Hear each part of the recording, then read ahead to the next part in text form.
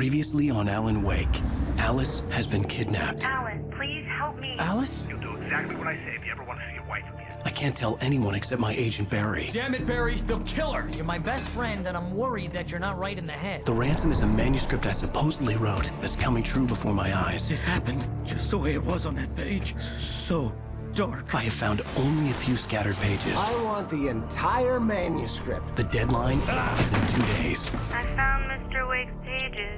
Good girl. How the hell did she get her hands on the manuscript anyway? I don't know. She's resourceful. I told you you were too hard on her. Listen, I found out all sorts of interesting stuff while I was digging around. Yeah. Mr. Wake, it's Sheriff Breaker. We have an FBI agent here, Agent Nightingale. FBI? He's anxious to see you. You'd better come to the station. Okay, I'll be right over, Sheriff. Let's make this quick, huh? Help you folks? Name's Randolph. I'm the manager. We're looking for Rose. Works as a waitress down at the diner. Rose, sure. Nice girl. Who wants to know? I'm Alan Wake. The writer, huh? I heard on the radio you were visiting. Well, I'll show you her trailer. That Rose, she's a nice girl. Always pays her rent on time. As I was saying, Al, I found all sorts of weird stuff from the local newspaper's archives. This place is crazy. Disappearances, mysterious deaths, urban legends come true, and get this, most of this stuff takes place around Cauldron Lake. Well, you ain't wrong, mister. The Indians thought the lake was a doorway to the underworld. I'm the God-fearing type myself. I don't hold with that sort of thing. Yeah, okay. Anyway, there was an island there owned by a guy called Thomas Zane. Now, some of the articles I found about him make him out to be a famous writer, but I ran a bunch of searches, couldn't find a single thing he wrote. Zane was heavily into diving, so much so that the place came to be called Diver's Isle. But the volcano under the lake erupted in 1970, and Zane went down with the island. Yeah, how about that? It was there in the morning, as if it had fallen from the sky. But it would take a tornado to lift something like that. We're damn lucky it didn't crush any of the trailers. Come on, mister. I'll take you to Rose's trailer.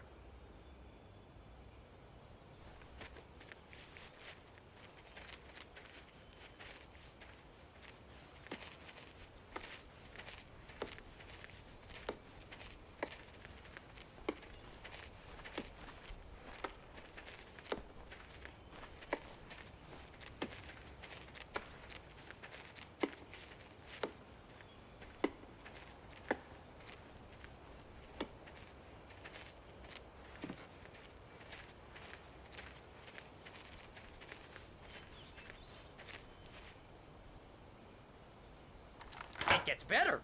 A local girl, Barbara Jagger, drowned in Cauldron Lake just a week earlier. They were lovers. Sure, Jagger's a local spook story. The Scratching Hag. Comes for you in the dark. Childish stuff like that. Anyway, Al, I'm just getting to the best part. All of the articles about this stuff were written by Cynthia Weaver. I asked around, and she's that crazy bag lady you met. What, the lamp lady? She can be a little loopy, but she's not homeless or anything. Yeah, anyway, she knew both Jagger and Zane before they both died, and she had some kind of a breakdown.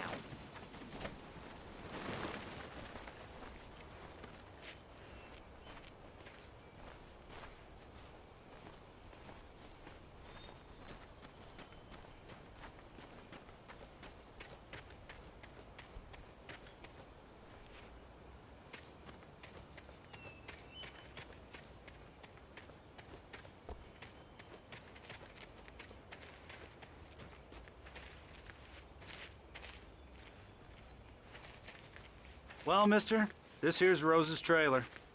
You mind me asking what you want with her? We're just here to talk to her, pal.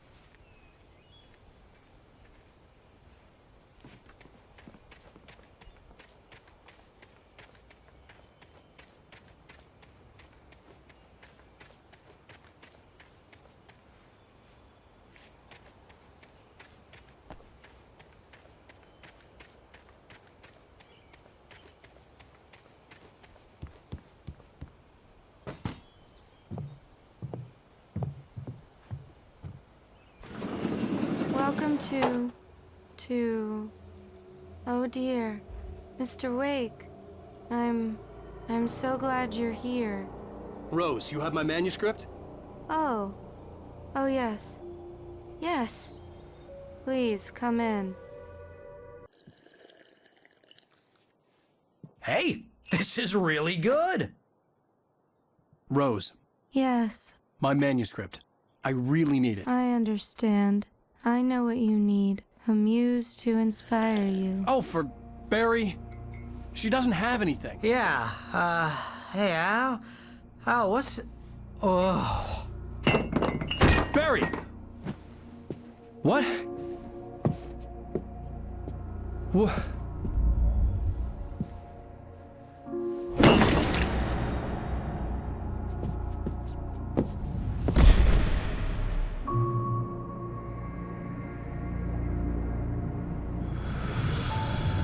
It's coming for you, hiding in my barber's skin.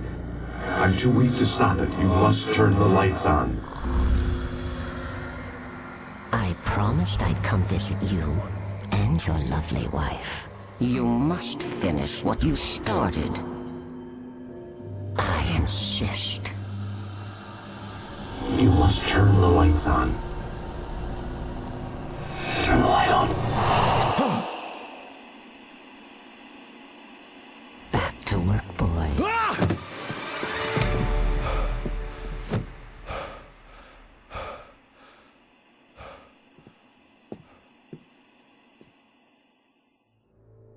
I felt nauseous, hungover.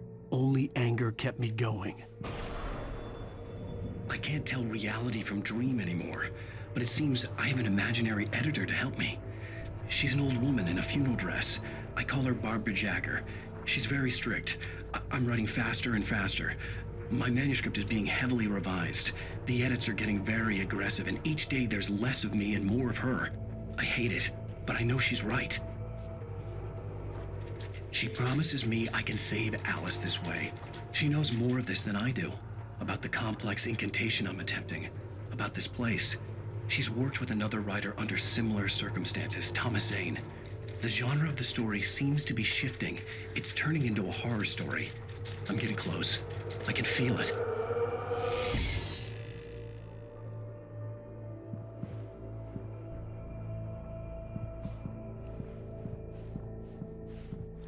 Rose took a day from me. I had less than 12 hours left to meet the kidnapper.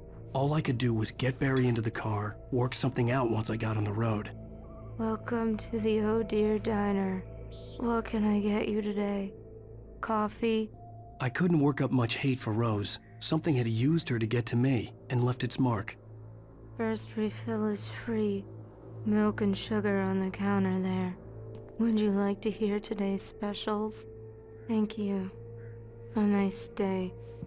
Come back soon. My gun and flashlight were gone. I'd have to find a way to get Barry into the car as quickly as possible. There was no time to waste. Mr. Randolph liked Rose. That little smile she had. How she was still sweet when life had tried so hard to make her bitter. It wasn't any of his business what she did in her trailer. But those strangers, the writer and his smart-ass sidekick, looked like trouble. And they'd been in there for hours, way past her normal bedtime. He reached for the phone and called the sheriff's station.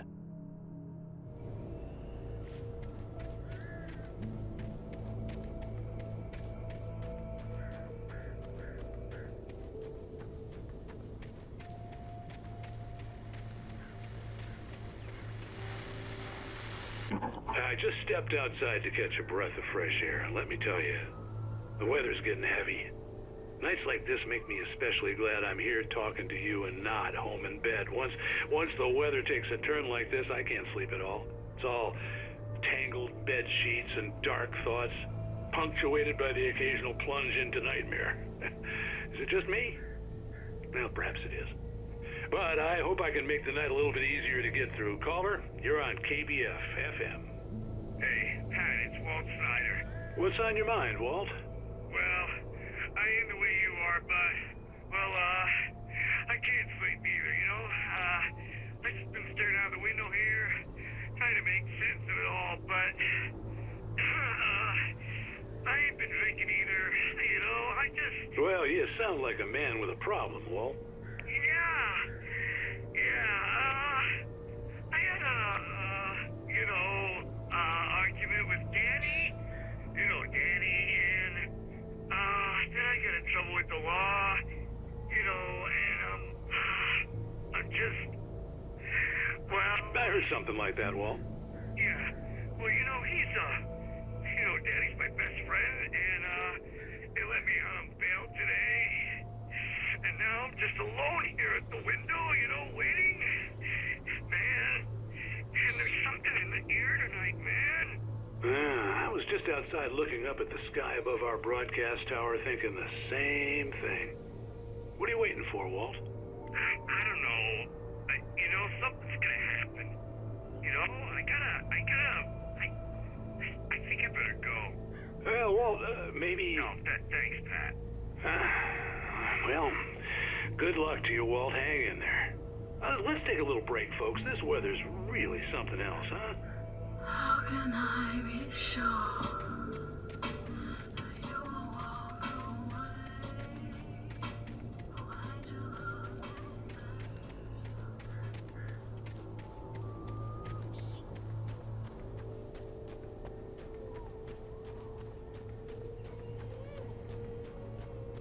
Oh, you're gonna get it now. God knows what you've done to that poor girl. This is Agent Nightingale, FBI! Get him up, Hemingway! You're under arrest! You move a muscle, I'll unload right in your goddamn face! Stay right where you are, Spillane!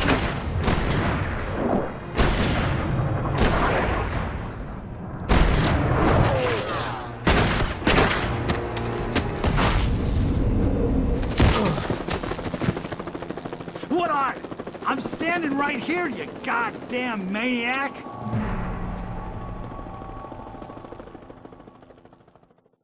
I hated to leave Barry behind, but there was no way I'd miss my appointment with the kidnapper. Give it up, Mr. Wake. Come on. Take it easy.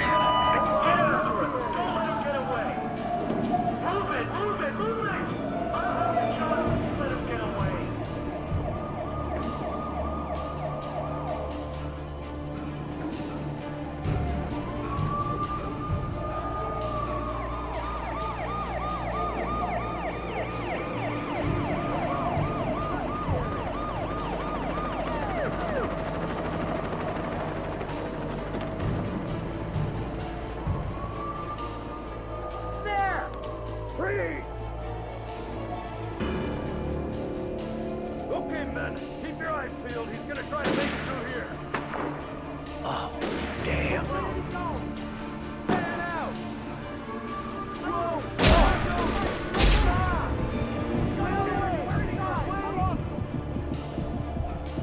God damn it, where'd he go?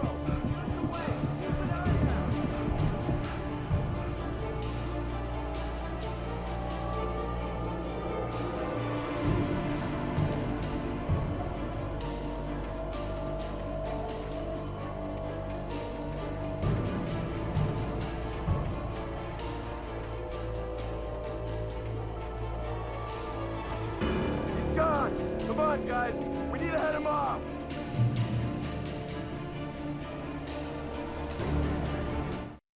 For decades, the darkness that wore Barbara Jagger's skin slept fitfully in the dark place that was its home and prison. It was hungry and in pain. It dreamed of its nights of glory when the poet's writing had called it from the depths and given it a brief, terrible taste of power and freedom. The rock stars had stirred it from the deep sleep the poet had sunk it back to in the end. When it sensed the rider on the ferry, it opened its eyes.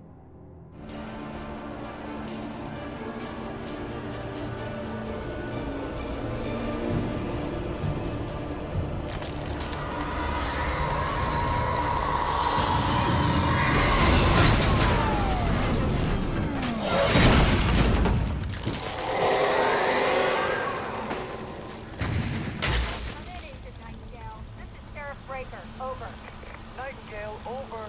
What on earth is going on? My deputies tell me you fired at Wake and he didn't have a gun. You almost hit a civilian instead. Over. Sheriff, Wake's running. I'm giving chase. I don't have time for this.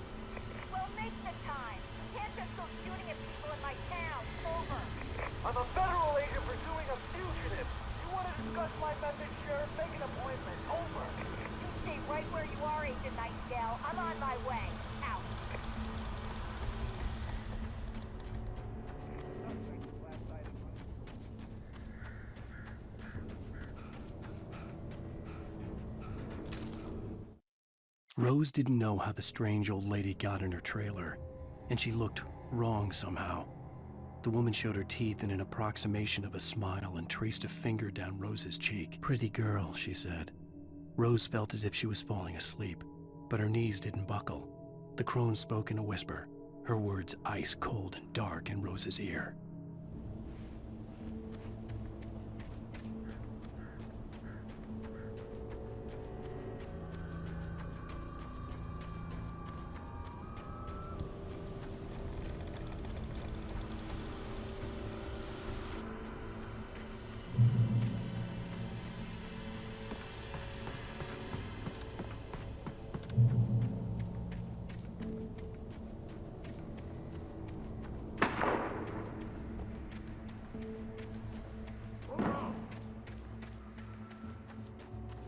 Search the area.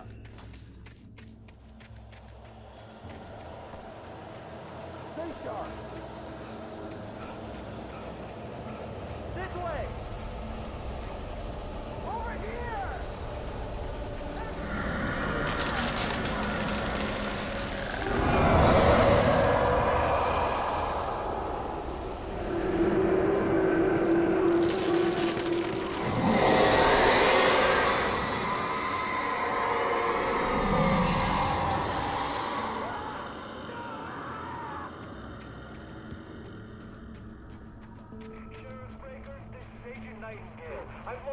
This horror was everywhere I went, circling me.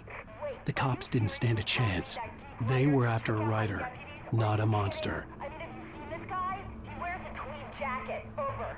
He's the guy we're chasing. If it's not him, who then? Bigfoot? Over. I don't know yet, but I'm not in the habit of jumping to conclusions. That tends to come back and bite you in the ass. Out.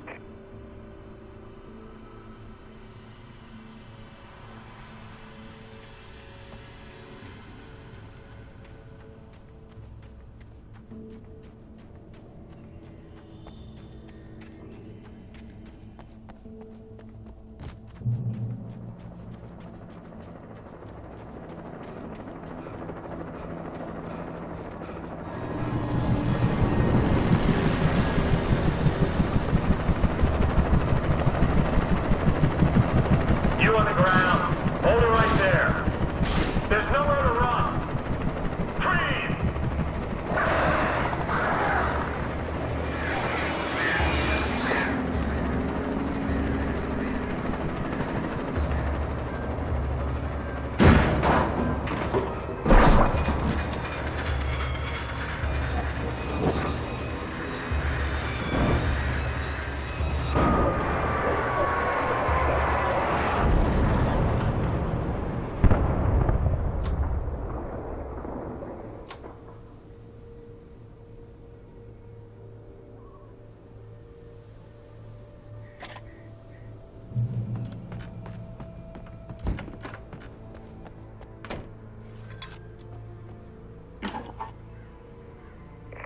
This is James. Mulligan, Thornton, come in. Over. Thornton here. James, we got both Wheeler and Rose in custody. They didn't put up a fight or anything. Why, they were... Hey, Mulligan, what are you doing? Come on! Sit down and give me that. James, Mulligan here. Over. Go ahead, Mulligan. Over. We got Wheeler and Rose here. Wheeler's drunk or hopped up on something. Speaking of which, that Fed had a pretty distinctive whiff of Otis Scotch about him, you know what I mean. Over. I don't have anything on that, Deputy Mulligan. Over. Well, whatever. Anyway, Rose is just being plain weird here. You better get Doc in to take a look at both. Over. Gotcha. You better get them here quickly. The, Fed's gonna want to interview Wheeler. Over. Oh, yeah, I'll bet he does. Looks like they have a lot in common. Mulligan out.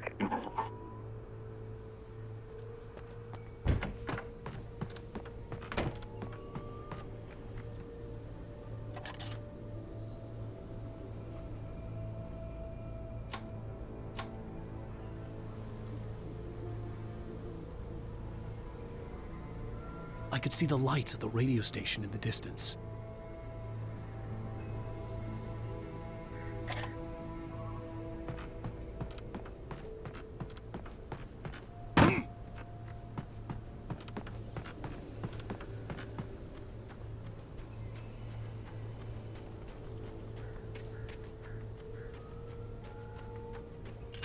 I imagined that the broadcast tower in the distance was part of the local radio station. Maine seemed like a decent guy. Perhaps he could give me directions to the coal mine.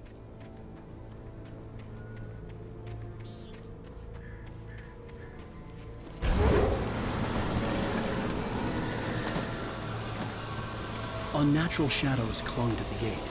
The darkness that was after me was trying to stop me. I wouldn't get through without a light.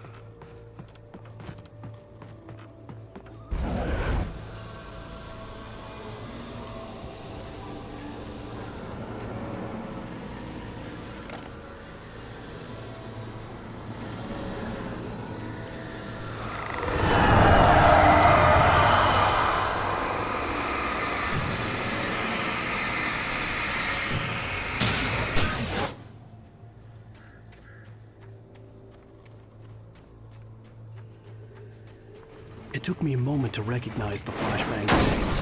They were an ideal weapon for my situation. Team 1, come in. Over. Team 1, this is Sheriff Breaker. Report. Over. Team 2, come in. I need a report. Over. Come on, guys. Talk to me. Come in, please. Over.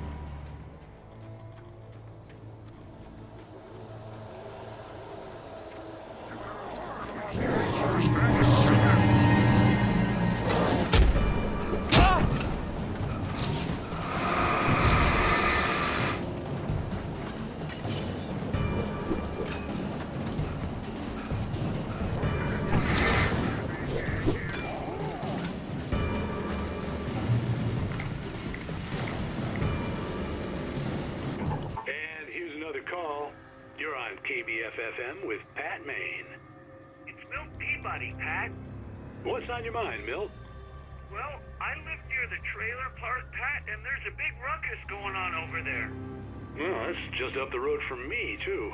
What's going on, do you know? I don't know, but there's a bunch of police cars there, lots of sirens, a helicopter buzzing around, and I think I heard some gunshots. Gunshots?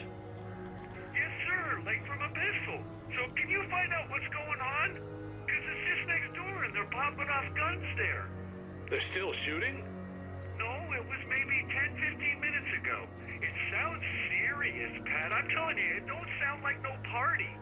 Well, I'm certainly going to give the station a call, Milt. Okay. You'll hear it here as soon as I hear from them. Okay, thanks.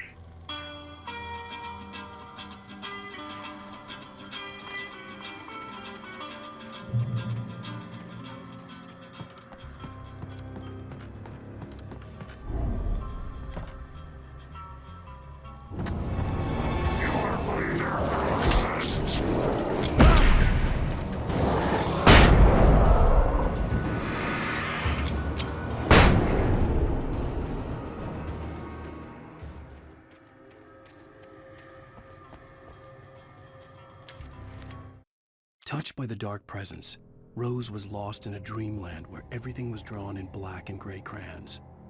The old lady had promised her that all her wishes would come true. She would be Alan Wake's muse. She was smiling so hard it hurt her face. She crushed a bottle full of sleeping pills into the coffee. Deep down inside, she was screaming in terror.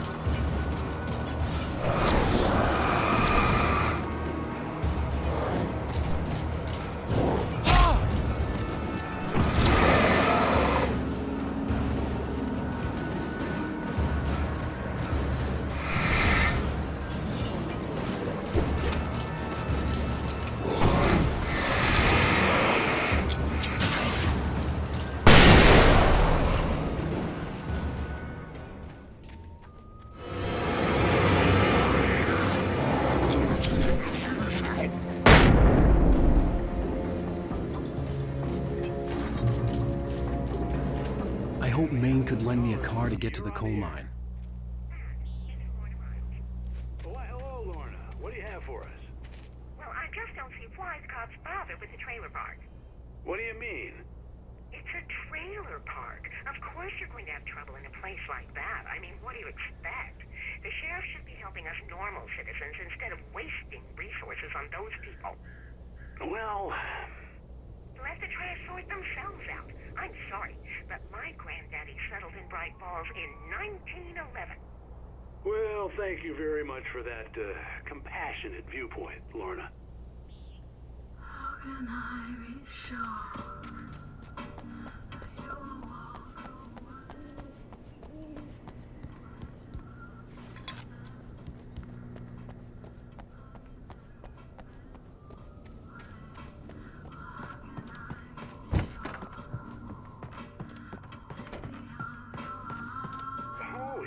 Surprise. The famous writer Alan Wake just walked in. Folks, I'm going to see if I can talk him into an interview. Come on in, Mr. Wake. Oh, I'm so glad you could find the time to do this, Mr. Wake. Nowhere to run now, Dan Brown. You back away from me. Don't hurt. Whoa. Everyone calm down. Put the gun down. We're all friends here, right? Cool your jets, Nightingale. We got him. Judas Priest! What the hell's the matter with you? There's a civilian in there.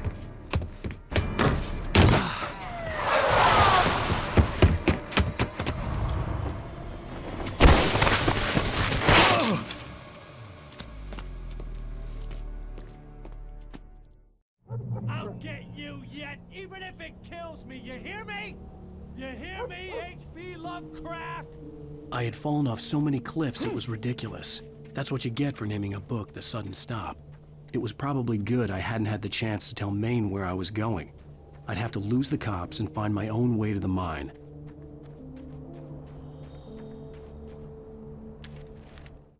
Nightingale stared through the broken studio window into the dark woods. He turned around, started to walk out, but Maine grabbed his arm. "Young man, you almost shot me. You don't shoot off rounds at people like that. What's the matter with you?" Nightingale shook his arm free, marched out. His cheeks burned with rage and humiliation.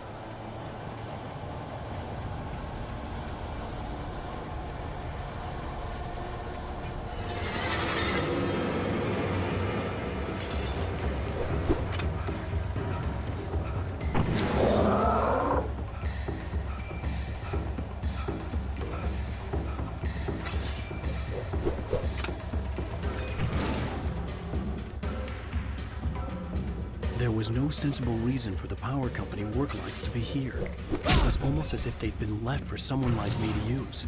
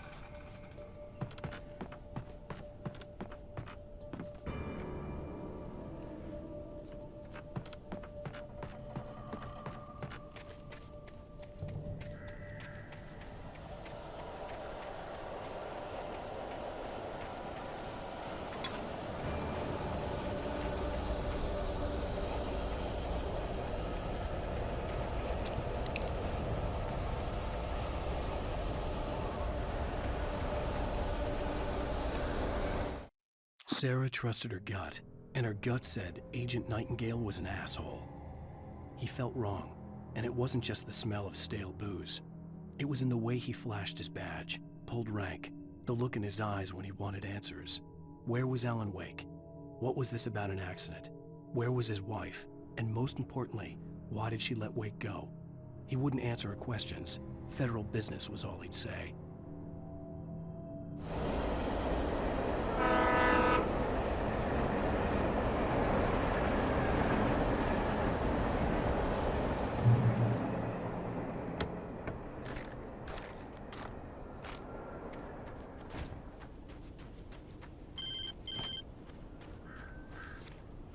Hello?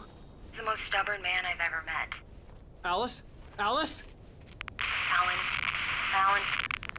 I'm so afraid. Keeps me in the dark. Please help me. I look at you, Alan, and it's not you. Something else. Looking out from behind your eyes. Alice, I'm here. I'm so alone here. It's all gonna go to hell. You need to be careful. Cooperate. The connection had been terrible, but that wasn't the only thing that hadn't been right with the call. She sounded wrong somehow, but she had called me. The pipe wrenched itself loose from the bridge's steel framework. Wrapped in darkness, it floated in midair, twitching. For a moment, I didn't understand what I was looking at. The heavy object lurched at me with impossible force. I threw myself out of the way, but just barely. When I turned my flashlight on it, it shook in a dark rage before it flew at me again.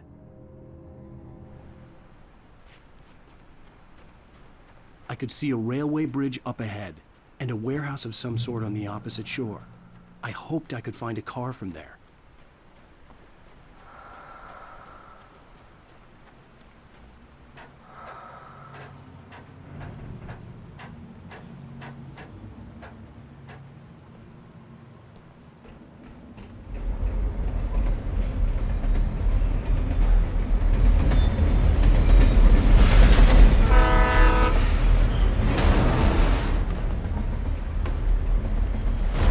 That was pursuing me was growing stronger, and it was taking over everything in its path.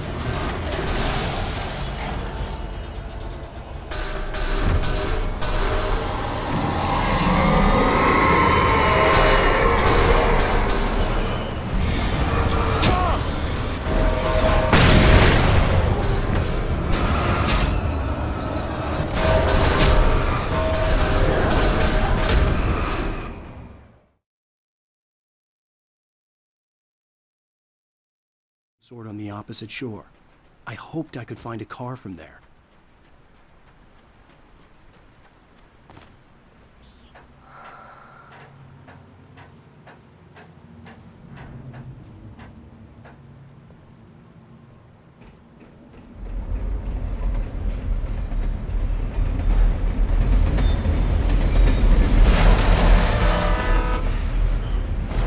That was pursuing me was growing stronger, and it was taking over everything in its path.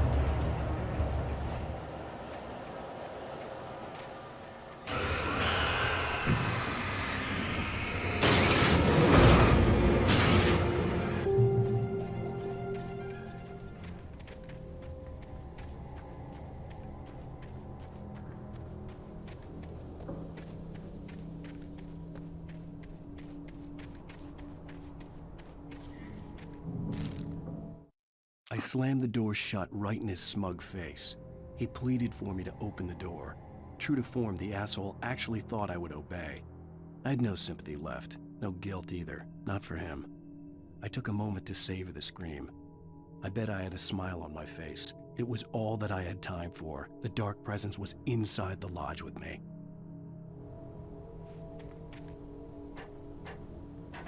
As a teenager, just starting to get interested in writing, Stephen King had been a source of inspiration to me. I thought about all the inanimate objects that had come to life in his books. No one is safe in a good horror story, certainly not the protagonist. That's what makes them fun. This was anything but. The darkness could possess anything, and it was getting closer.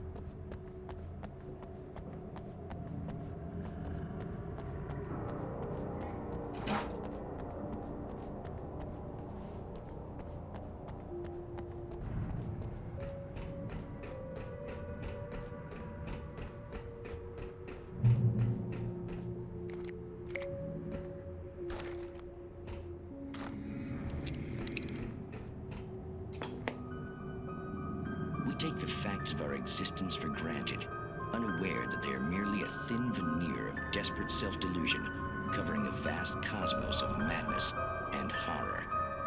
All too often, the stars are right. In Night Springs. Tonight's episode, a family occasion. Journalist Alvin Durleth's trip to study the local customs of an insular community in Night Springs has been less than successful. Until tonight. Well, I'm glad you changed your minds about this. Ancient customs, local mythology. My editor loves this kind of stuff.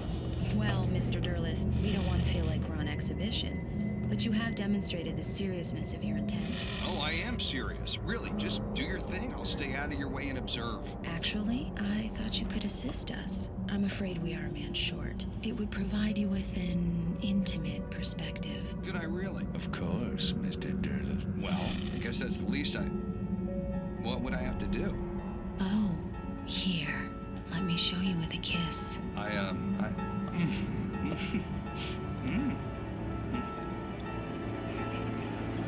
What did you...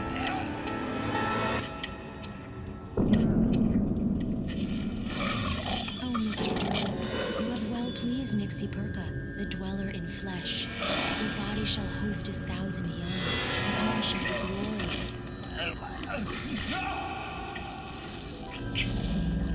Shh, darling, be calm.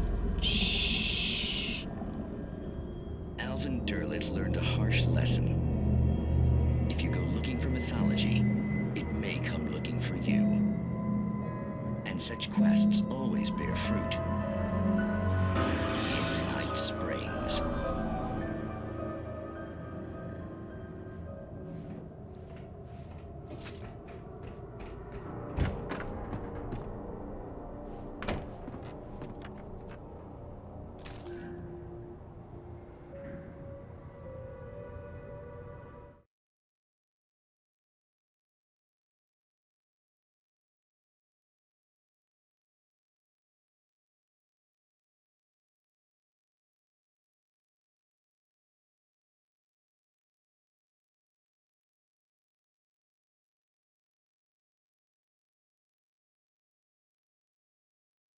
The darkness surged towards me, sucking everything loose from the ground into its depths, tugging at my clothes.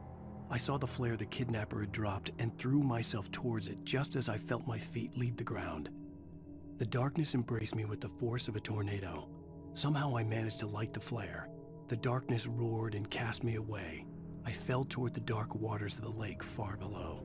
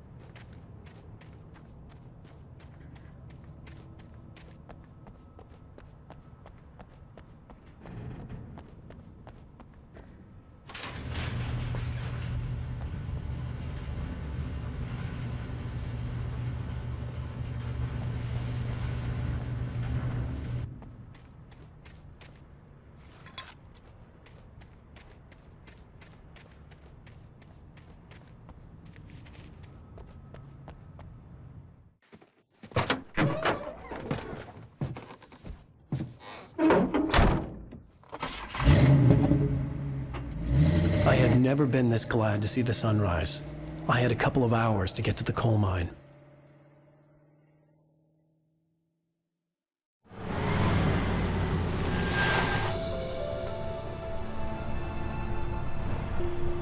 The coal mine wasn't far now.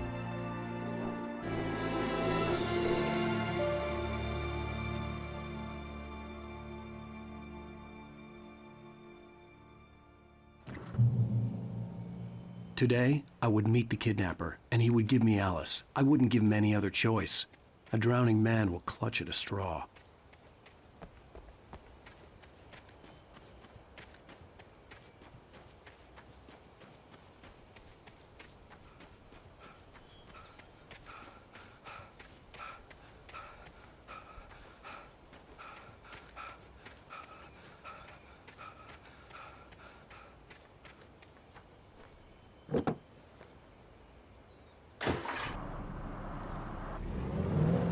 Little by little, without realizing it, I'd come to believe that the story in the manuscript was coming true. The current of its narrative had taken me deeper and deeper into dark waters. Alice had been taken from me. Barry was probably in jail. I was a fugitive from the FBI. The whole world taken over by the dark presence was trying to destroy me. It all felt real, but it matched a textbook case of insanity. Even during daytime, I was being stalked. The bridge must have collapsed only moments after I'd crossed it.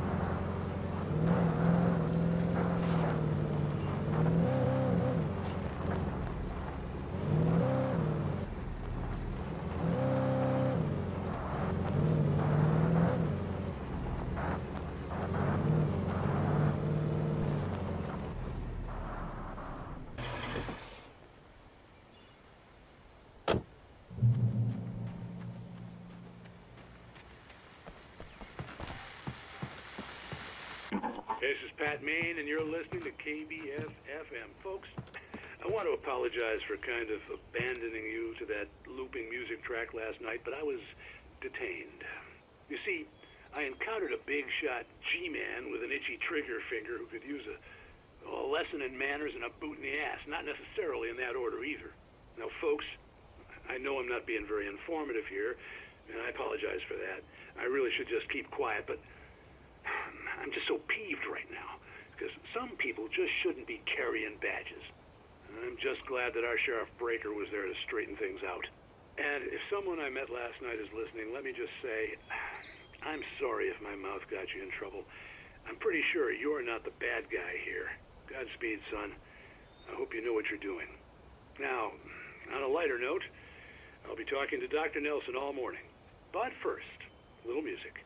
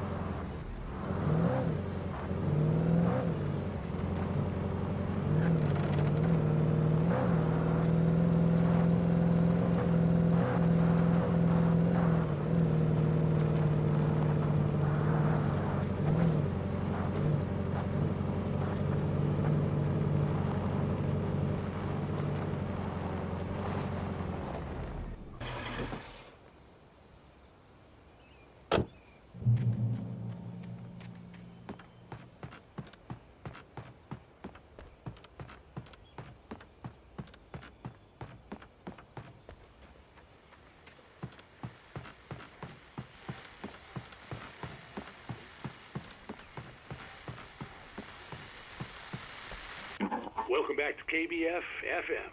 Hope you enjoyed that tune. Now, Doc, you were talking about life and finding that special someone, that soulmate. Well, you were talking about that. I was saying I don't buy it. Well, see, to me, that's strange, because I always pegged you as a hopeless romantic. You got me there, Pat. But I think love's where you look for it. And you need to do a lot of looking, sure. But the idea that there's that one special person out there for you, and if you miss that chance, it's gone forever and you're forever incomplete. I mean, isn't that depressing? Or, heck, childish even? There's plenty of fish in the sea. And apparently a fisherman has a fishing analogy for everything, but what you're saying, isn't that a little harsh? Well, no. What I am saying is that your potential for finding that connection isn't limited to what's essentially a chance encounter.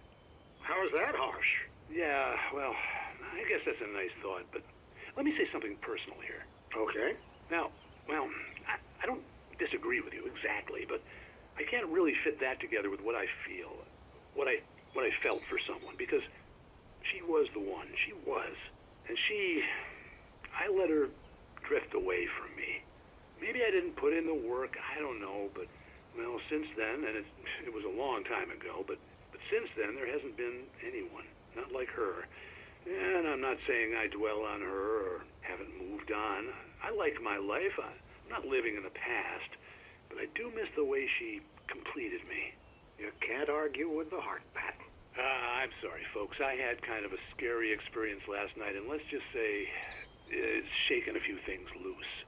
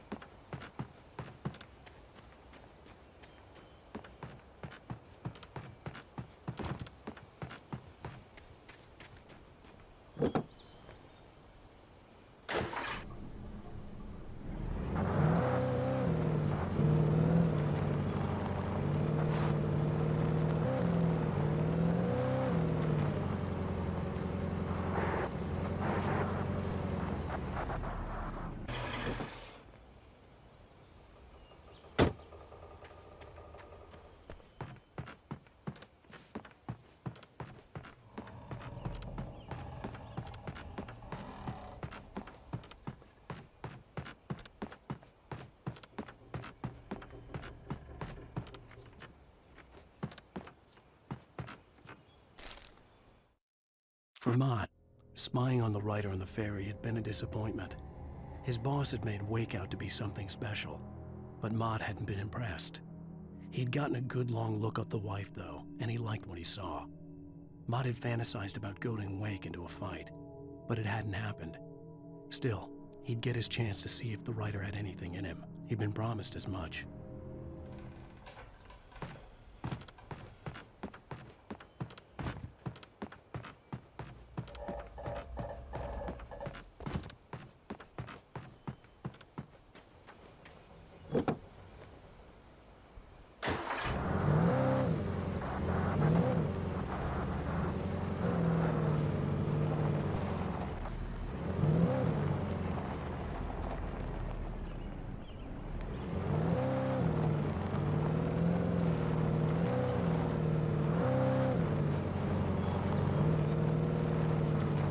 I was early.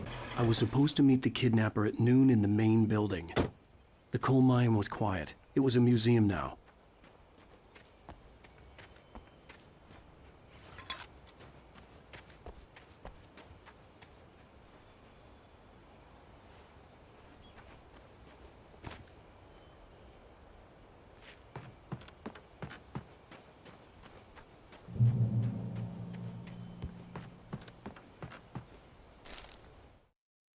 With Nightingale gone and the night wind blowing in through the broken studio window, Maine stared at Sarah. The sheriff looked away. Maine's voice shook with barely controlled anger. That boy's doing more drinking than thinking. I hope you know what you're doing, Sarah. He's got a sickness in his eyes. You take my word for it. He wants Wake for a reason, and it's not for anything good.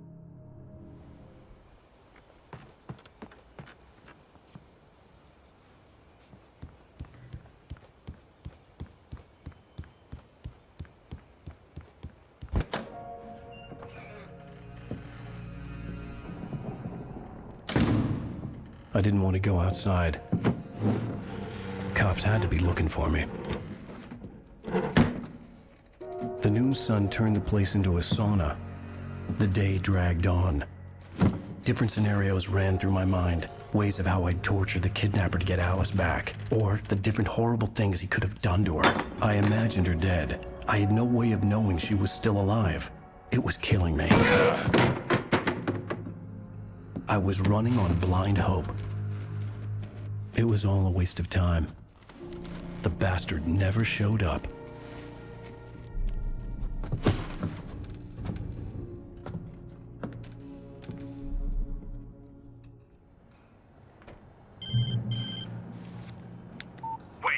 Where the hell are you? Change of plans. You know where Mirror Peak is? It's a big mountain north of where you are. You follow the path from the mine, you can't miss it. There's a lookout point there. I'll be waiting. I'm through being jerked around by You you. want to see your wife alive? Because if you do, you better watch what you say to me. Do we understand each other? I want to talk to Alice. Yeah, and I want the manuscript. Don't keep me waiting, Wake. Hello? Hello! Ah! I'm gonna kill him! I had to get to Mirror Peak.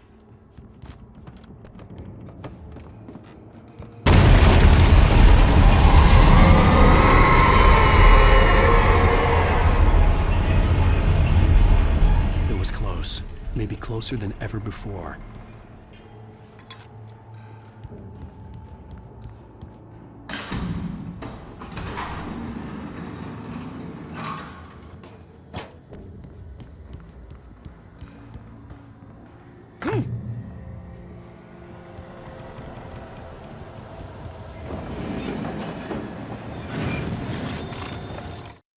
When Thomas Zane fell for Barbara Jagger, it happened fast. She was young, vibrant, and beautiful, full of life.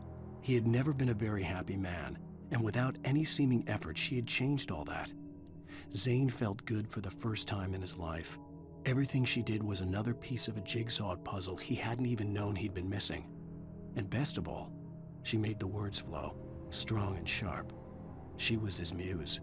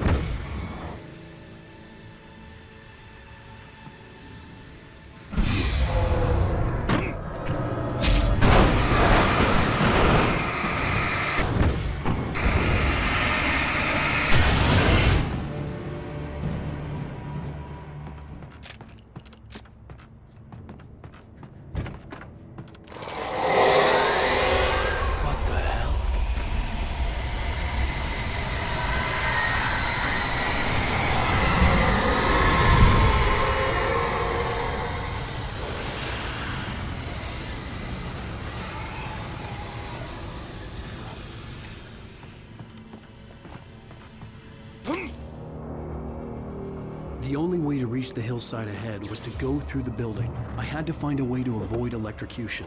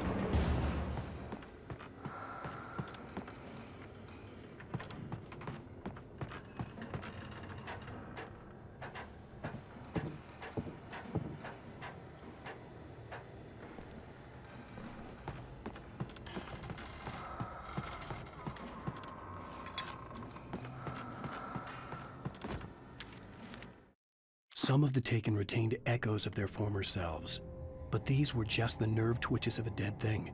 Nothing remained but a shell covered and filled with darkness. In most cases, these puppets were enough for the purposes of the Dark Presence. But for anything more elaborate, as with the writer, it was different. It needed his mind. And so rather than taking him over completely, it merely touched him.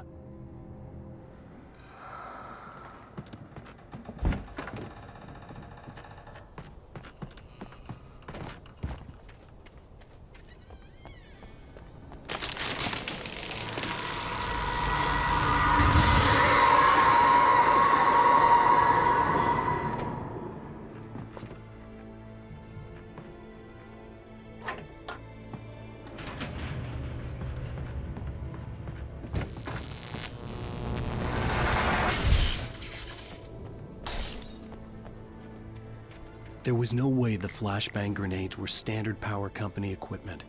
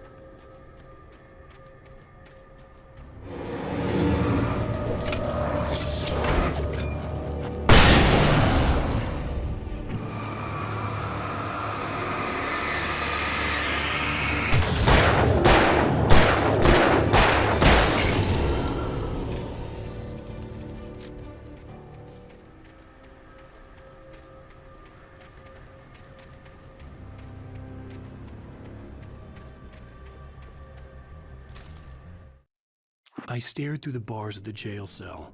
Barry stood behind me, swaying on his feet, looking as ill as I felt. Agent Nightingale stood on the other side of the bars with Sheriff Breaker. Nightingale had a stack of manuscript pages in his hand. He seemed unhinged as he gloated. Well, I've got you now, Raymond Chandler. It's all here. All the evidence, including conspiracy to murder a federal agent.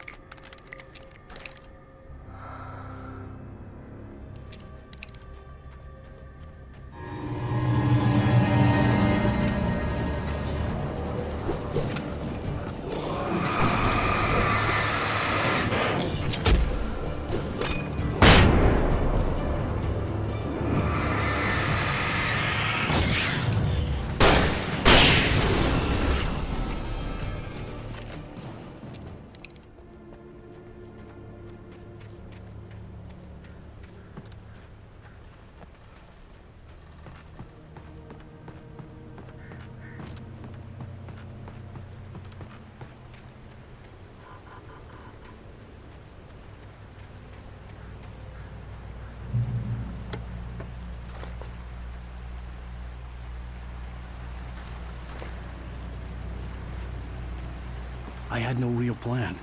I was going to give the kidnapper all the manuscript pages I had for Alice.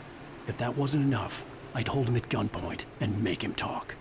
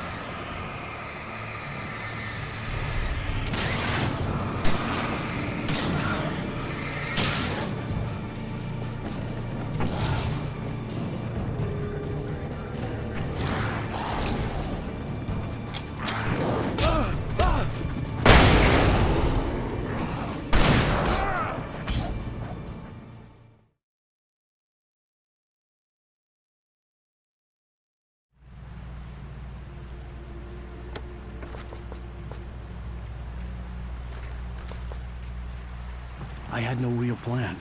I was going to give the kidnapper all the manuscript pages I had for Alice. If that wasn't enough, I'd hold him at gunpoint and make him talk.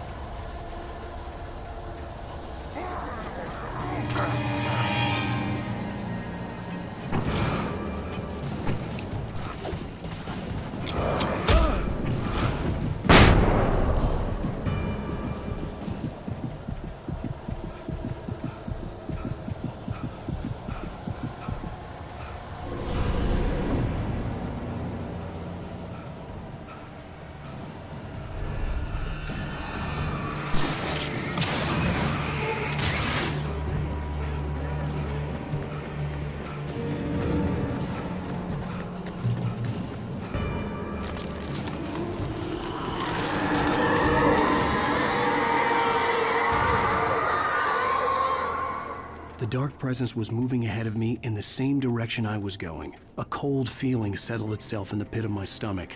Was it going for Alice?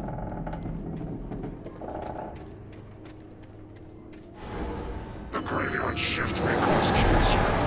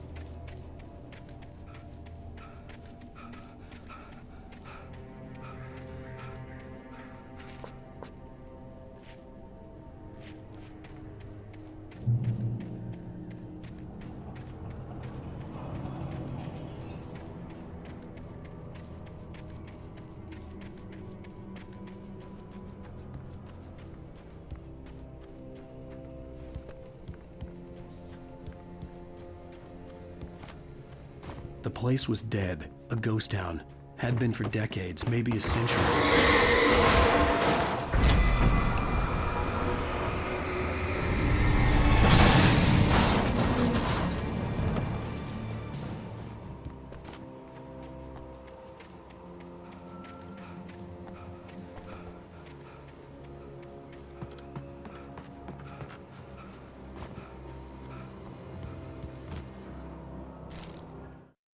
Things were never as simple in real life as in fiction. I had lost count of the times I had wished there'd be a clear reason for my writer's block. Something to fight, something to lash out on. There wasn't. I was filled with doubt. I was nothing like the hero in my books. Alex Casey had gone through his life with single-minded determination, never wavering from his goal. Even now, I was angry at myself, angry at Alice, angry at Barry. I was fumbling and I had no plan.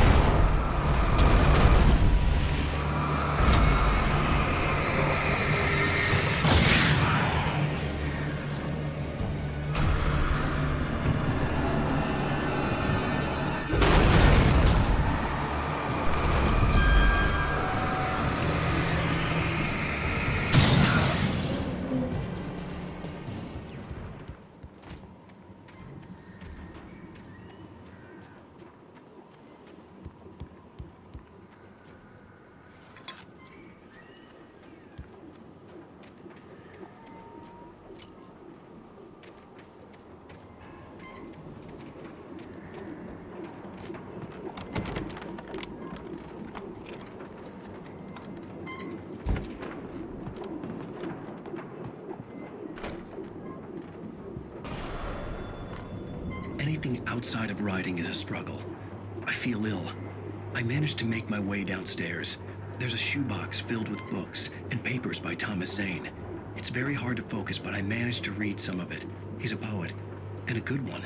He writes of muses and creators summoning fabulous things from a magic lake, using his powers to shape the world of a realm of gods and dreams and demons, dark things that wait for a chance to slip through, wearing the flesh of men as disguise. Zane writes about himself, his girlfriend being taken over by a dark presence, about growing scared of the lake. Zane believes it's a mirror to the gaping void of darkness above, where some Lovecraftian presence lurks. I crawl back upstairs. I'll borrow these things for my story. They ring true. They fit.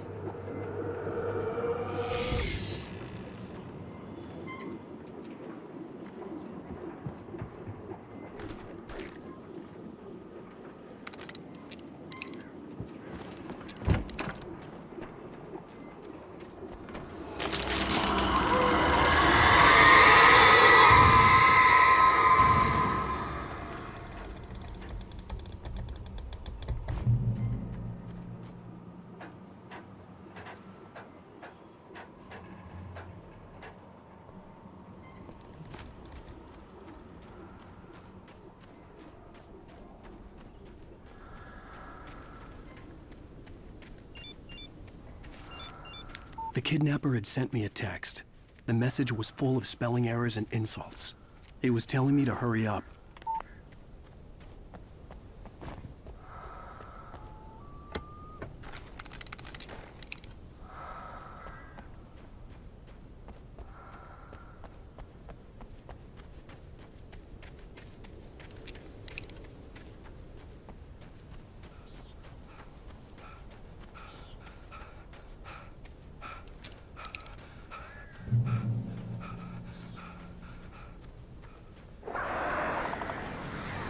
Birds.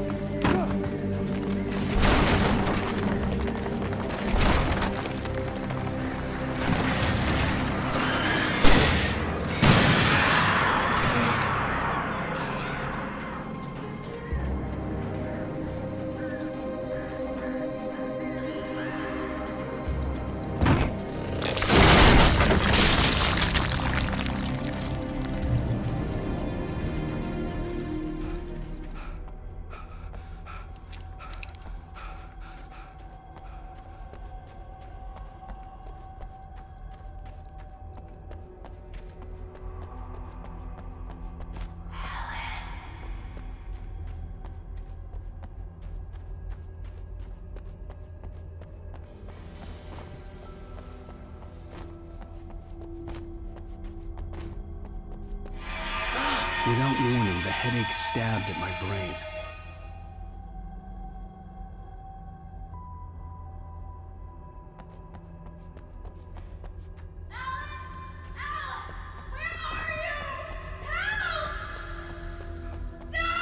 Alice? Alice?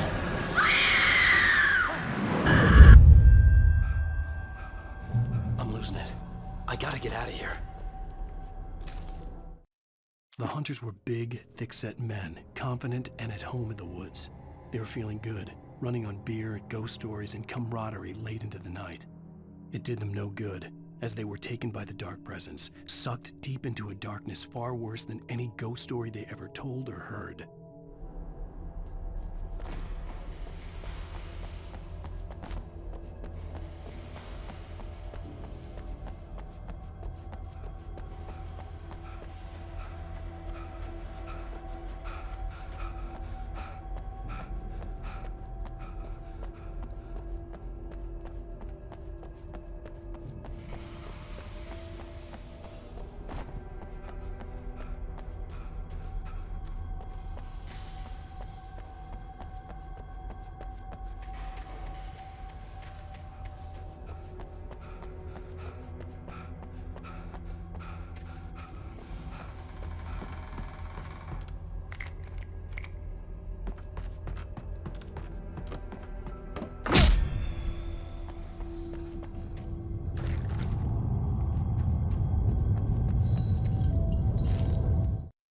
Even behind the closed doors and curtains of his grimy room at the Majestic, the local motel, Nightingale could feel the locals' eyes on him, the unrelenting pressure of their judgment.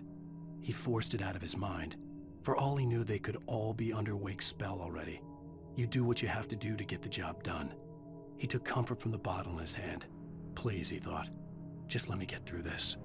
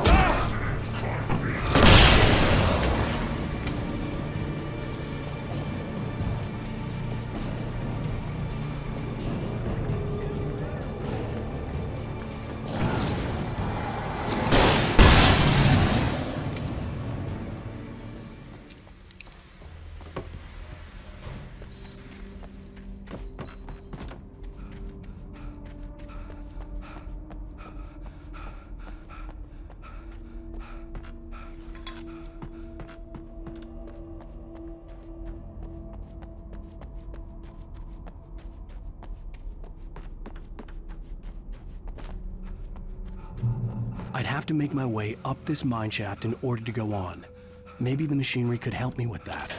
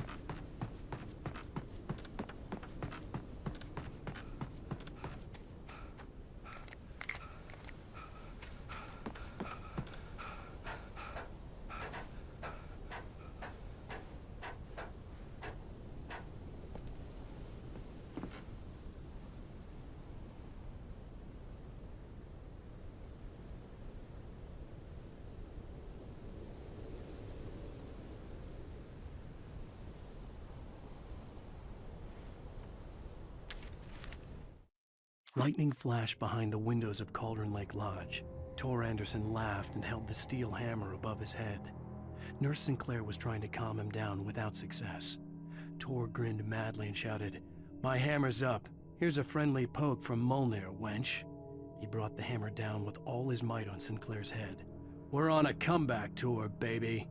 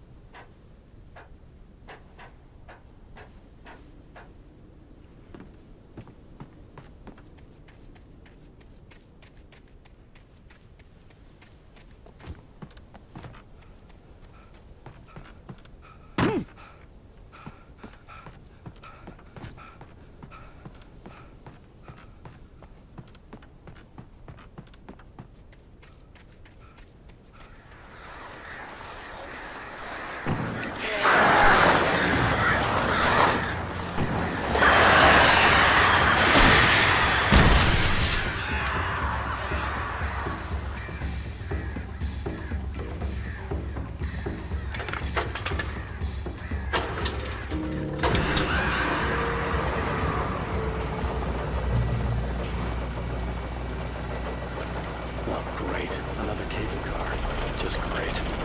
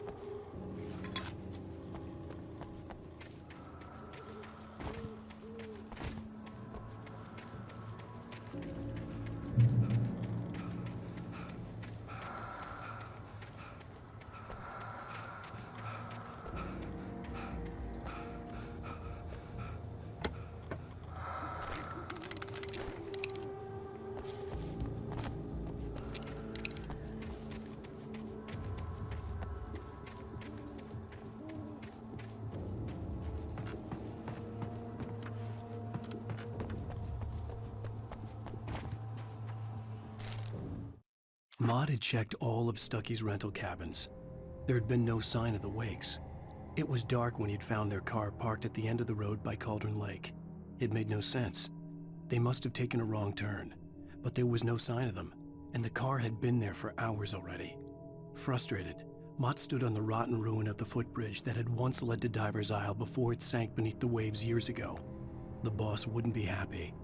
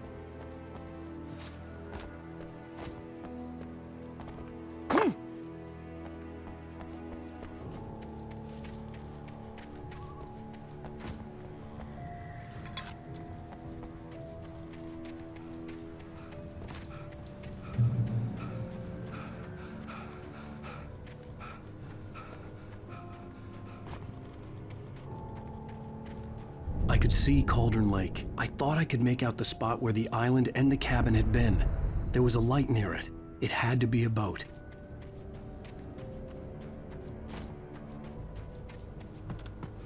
I was close now. I had to get there fast. I dreaded what I would find. I tried to hold on to Alice, but her form melted away. I was losing control. Dr. Hartman stood in her place. I wanted to hit him, but my arms were jelly. He smiled. It was a reassuring smile, and I hated him for it. I had to give you a sedative. Don't fight it. You went through another rough period. Right now, it's very important that you stay calm. We don't want you to have another episode. You're a patient at my clinic. Have been for a while now.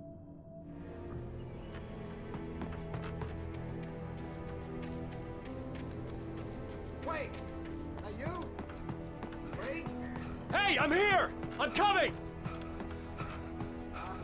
No! Get away! Sorry. Please, lady. The boss didn't know who he was messing with. I didn't know. I swear I didn't know.